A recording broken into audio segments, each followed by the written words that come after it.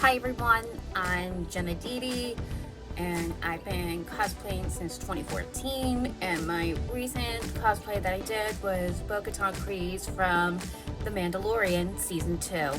And I'm going to tell you what made me decide to cosplay this character. The reason why I decided to cosplay Bo-Katan Kryze because I really loved her arc in both Clone Wars and in Rebels, and I actually started enjoying her character arc so far on The Mandalorian. Another thing I love about her is how she came as far as she did from being a Death Watch terrorist to becoming a leader of Mandalore, only for it to go horribly wrong when she had her conflict with the Empire during the Purge, or also known as the Night of 1,000 Tears.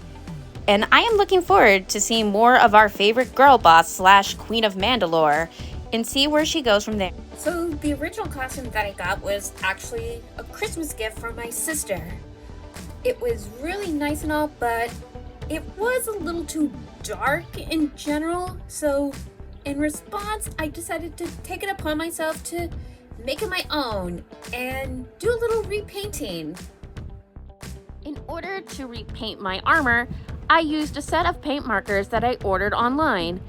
I used a light blue, light gray, and a white color scheme for them. For the leg, knee, and gauntlets, I used a light blue, and I used it so much that I had to order another set of paint markers just to finish the job off.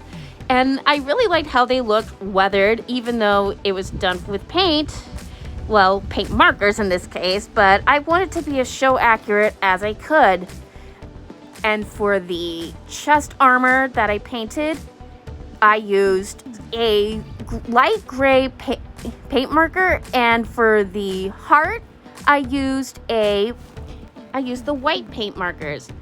And for the belt, I actually repainted them to be brown because, again, I was going for a show accurate look, even though this was not going to be used for a 501 Garrison cosplay because, again, it's not 3D printed, so it can never be approved.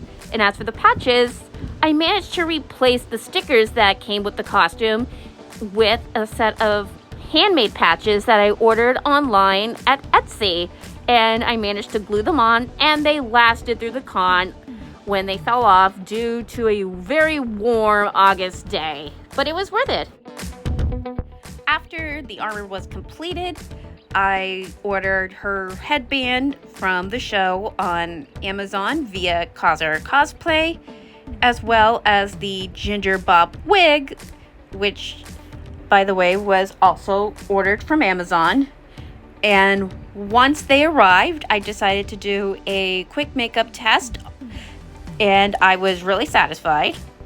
Then I painted her first blaster, redid the ham armor by transferring it to a set of gloves that I got at Home Depot.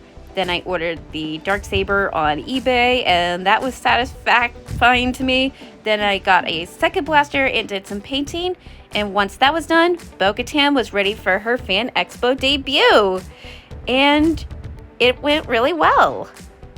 I am happy to report that Bo-Katan's debut at Boston Fan Expo went really well, and let me tell you, she made a lot of friends at the con. I personally had a great time going to Fan Expo Boston after waiting a couple years to do so due to COVID. And now I feel really happy with all the new people I got to meet and all the experiences I got to try out.